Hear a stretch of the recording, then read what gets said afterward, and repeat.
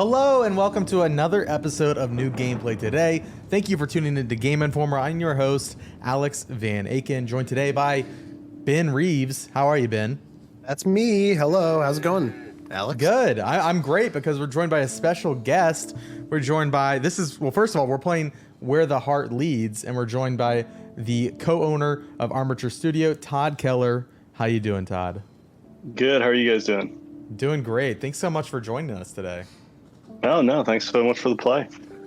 So can you tell us a little bit about the game and kind of your history with it and, your history at Armature?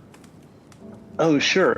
So the history for the game, it started about probably 3 years ago when I was pitching the game around. And the idea was to develop sort of a narrative adventure game, but a little bit of a twist on the narrative adventure to where it uses a lot of common adventure game sort of themes and controls thrown in with some action game controls, and then to tell sort of an unwinding narrative, but it's unwound by yourself. So you're sort of developing the narrative as you go through your choices, which a lot of games do have choices, but this game is a little bit different because many of the choices can be triggered or found through your own exploration.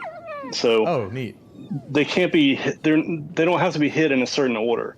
They're out of order, and it starts splitting apart later on in the game to create a hopefully more natural feel to conversation and a natural feel to how you investigate and find things to do in the world.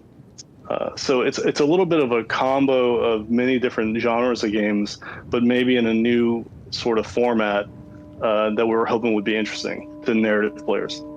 Awesome. Well, start of the game, giant sinkhole emerges, and we are currently looking for Casey, who is Wit's dog, main character Wit, that we are playing as.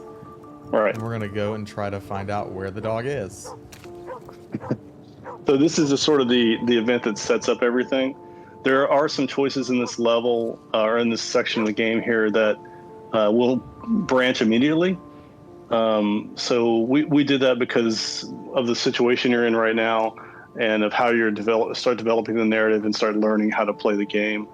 We wanted at least some things right in the beginning that offer you a choice to change your outcome of the game, basically. Awesome. Yeah, can you provide some examples of that? Because I know the first time I played that, your dog's stuck in this hole, and I, wanted to go get him. But is there what are some examples of how it could branch differently? So right now you're making a choice, and the choices that you have these are more like color narrative choices. So they're going to change text chains and sort of things in the game that inform you of situations, or maybe their attitude changes. When you get the other text boxes up, which you'll see in a second, I think. Let's see if you go on. Those, where the camera actually changes and it might go a little bit. See there's a subtle frame around the whole thing. Mm-hmm. Goes a little bit more desaturated. These choices actually branch the game. So right now you're sort of branching. This is a choice that changes your attitude and how you work with Renee, who is your wife at this point. How you work with her later in the game. So basically throughout the entire game, I call back to these things, look at what you chose, and then develop narrative off of that. That's really neat. So if you go it alone, that'll kind of change your relationship with your wife. She might not be as invested in what's happening in the story. Right. Now some of these we didn't want to these choices kind of unfold, so they build on each other. I didn't want to do something where you choose right now she hates you forever, because it's sort of ridiculous to have one choice that's like that. It needs to build up over time. You need to have multiple choices and interactions with the person or the character in the game you're interacting with to build that relationship. So these choices you just had, they do start that process, but they're not definitive to where it's over now. Some of them branch back into each other later on, depending on how you treat the relationship, and some of them stay separate. So this one that you just chose sort of sets up narrative for the next section of the game with her, and what you do here in a second once you're down in the hole also sets up more narrative. Right. So this is unlike real life where you make a decision and somebody hates you forever. Yeah, unlike that. So right now we are trying to free this engine from the winch to have a makeshift pulley system with this bathtub. Yeah. Yeah, this is an everyday occurrence that people do on farms. Yeah, what was Well, the you real life mentioned- inspiration for this? You mentioned adventure games. Like, this reminds me of like some of the just wacky stuff you might do in a classic point and click adventure game, but it definitely has a newer sheen to it, I guess. And you're not point and clicking, obviously. All right. Is that kind of Yeah. what you were trying to do? Well, I like interactivity with objects and interactivity with worlds. I think, building worlds and building story into the world you're in is something that's interesting to me. I like when backgrounds even or the setting tells you a story as you move through the game. So because of that, and because I like free moving camera and I don't like players to be kind of reined in, I like to give you a lot of freedom. It's sort of developed like that. It's maybe like something that people might not be used to in a narrative game. But to me, I just wanted to give you more freedom of choice, but also freedom of movement and freedom of adventuring in the environment. Yeah, it definitely has a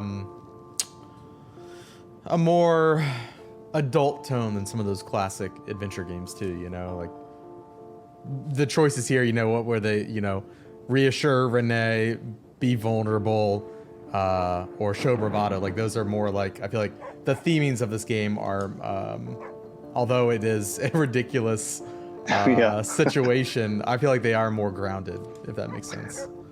Yeah, I guess it has a little bit of a duality that way, because there are a lot of wacky situations in the game that obviously would never happen in real life, and a lot of surreal sort of things that unravel. But, the base of it is really based around family, and about developing relationships with people and some real problems that people face throughout their lives. And you encounter those later on. There are some really serious ones. There are some funny ones. There's just aggravating ones, aggravation that people go through in their daily lives with jobs and work and problems that arise, bills and everything else. So in that way, it sort of does speak to daily life, but wrapped around some sort of surreal, adventure, in a way. And those surreal things sort of bring out these situations. They sort of highlight them. You have an interesting history too in the industry. I know you worked at Retro. I believe you were an art director on the Metroid Prime games. Yeah. For a while. Is that what did you learn working on that series, and how does that like help you with this game even today? Well, so I started at Atari way back in the day. This is my 29th year, I think, of game industry. Wow. So I learned a lot of breadth of games. Like I used to work on fighting games. That's really where I started, was in fighting games, and then went to pretty hardcore racing games. By the time I got to Retro, they were doing multiple things that were sort of like trying to cover all genres, They were trying to do like a car combat game and some other shooter game that's a lot like Half-Life. And then out of the blue, we kind of got this thing. We got Metroid is what I mean. And what I sort of learned from the whole process on Metroid is that paying attention to details has always kind of been a really interesting thing for me. I love details and I love developing environments. So I sort of dove headlong into environment development, environments telling story in Metroid. And we worked a lot on just the spaces being unique and memorable. And hopefully that comes across, but our focus throughout the whole art process in the game and the design process was really to wrap players in that world, make you really feel like you're in a space that you can sort of stay in and hang out in and get the feeling for the space entwined into the gameplay, And I'm curious, cool. kind of speaking to those details, did you always know that, a sinkhole was going to kind of be the predetermining factor of why you were getting lost in this game? It's just like, it's such a, it's not random. It's random, but it's, seems like it's intrinsically tied to this story now. Like, was that always the plan, or did you kind of stumble along that, onto that solution? It was always the plan, and it is sort of out of nowhere. I mean, it totally is. The only reason why I thought about it is because when I was a kid, I used to read those books like Journey to the Center of the Earth. There was like digging through the earth to the other side of the earth and finding something in between. There's a lot of kids books like that, and I can't remember all the names of them. But for some reason, that whole Journey to the Center of the Earth thing has always been a fun visual and sort of story thing for me. And it's just the first thing I thought of when I was developing the pitch for this. So you could really like be a jerk if you wanted to in this. You can. Yeah, you can. Easy. Oh, come on. Yeah. I'm a good person. I've got to calm the dog.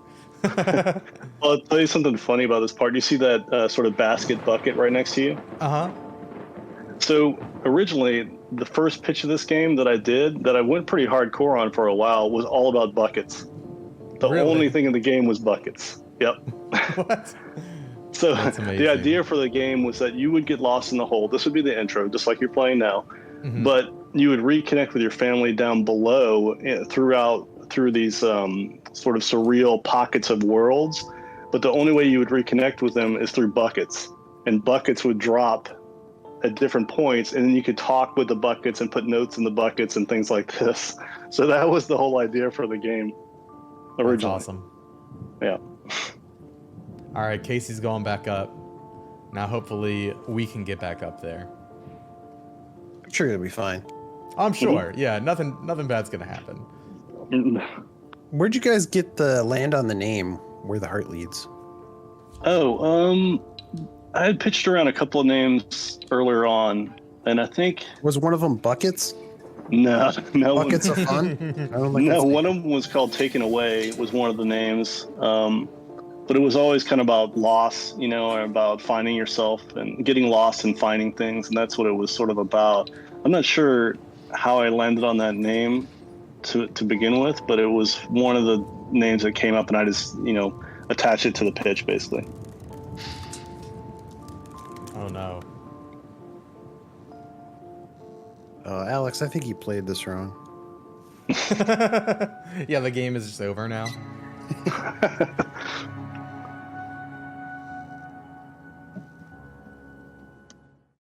All right, so we are now down at the bottom of this sinkhole, and let's see if we can go up. Find our way out of here. Yeah, at least it held you, right? It didn't go all the way. I know, right? I know. Were those spider webs down there? Well, I don't know what that was, but I'm glad. Like a misty plane, but Awesome. Can we get out here? We can.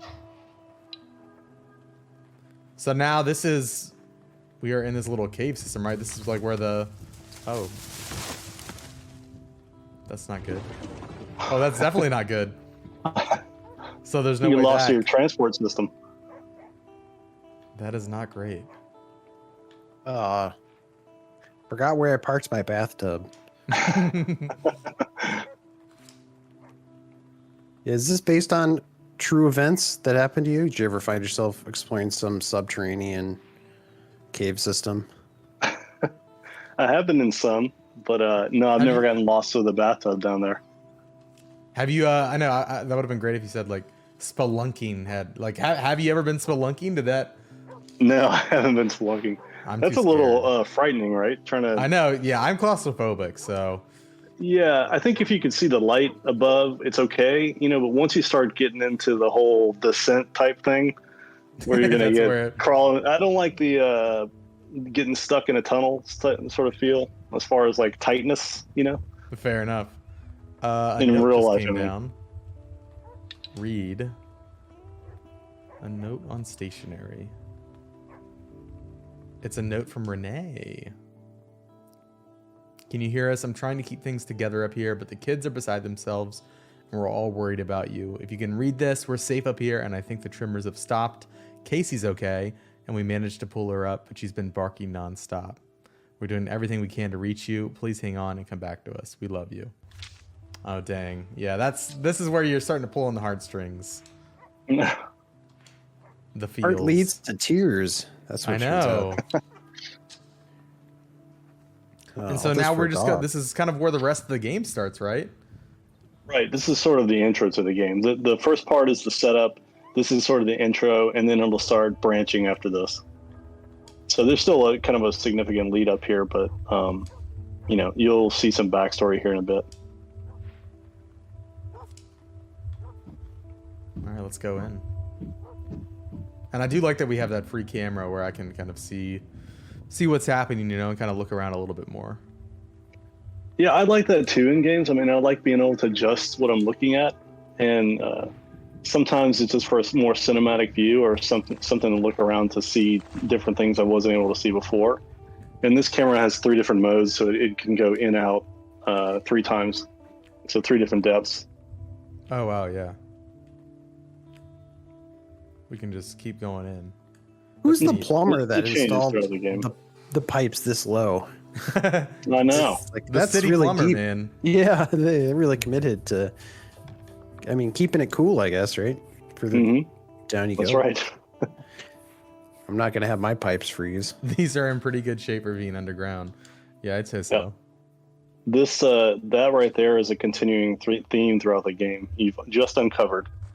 Yeah? Yeah, you'll see the washer and dryer many times. Oh, interesting. What's the significance there?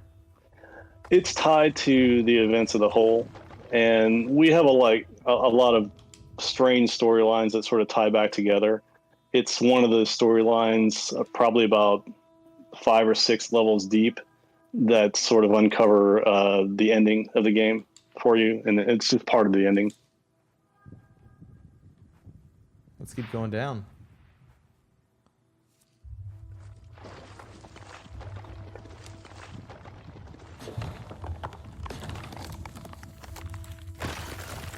Man, this guy has bad luck. Yeah, no joke.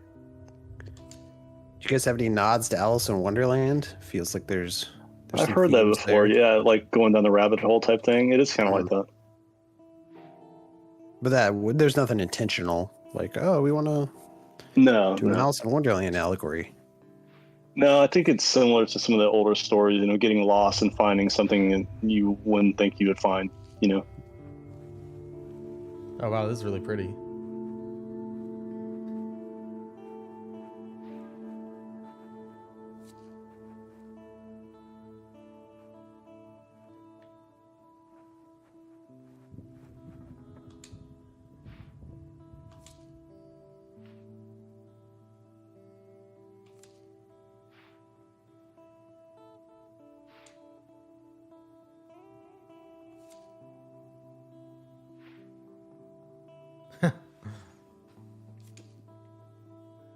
You got that going for you. I know, right? Pretty place to die.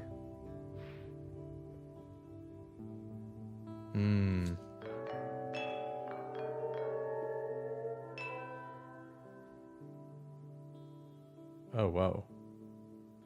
So this happens a lot in the game. You uncover areas and they'll create different portions to go explore in, and they're not all the same. So you'll have different branching paths that you'll never see on other paths.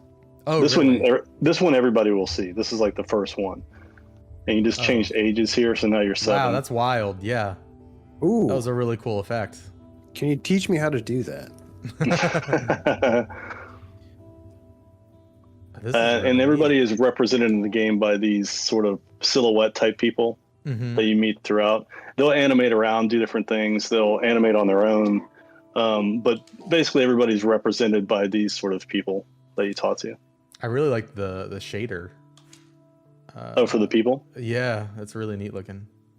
Ah, cool. Yeah, it's a neat shader. It's kind of like a double shader. So it has the interior of the person, and then it has all of the lines, which are sort of a vertex shader that's projected out. That's awesome. And the way we have it tweaked is it just catches the edges.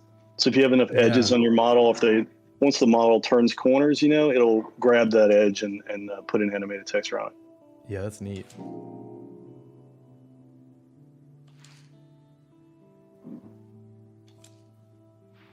So, I mean, if it's not obvious for the viewer, we are replaying memories. Yeah, This is where he things thought about really his dive dad. in. Yep. This is where things really dive into the surreal.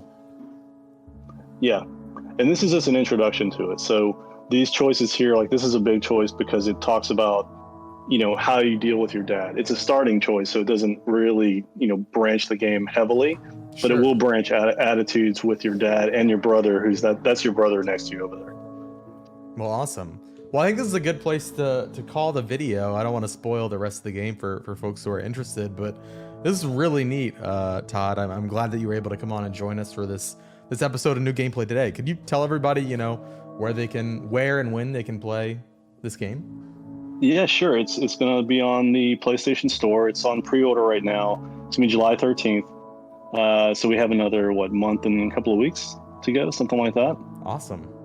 Yeah, it's on PS4 and PS5. Great. Well, congratulations on the upcoming launch. It was a pleasure to have you walk us through the intro of the game. And yeah, everybody out there, if you enjoyed this video, be sure to like and subscribe to the Game Informer YouTube channel. Leave a comment down below letting us know what you think about Where the Heart Leads. And we'll see you in the next one. Bye.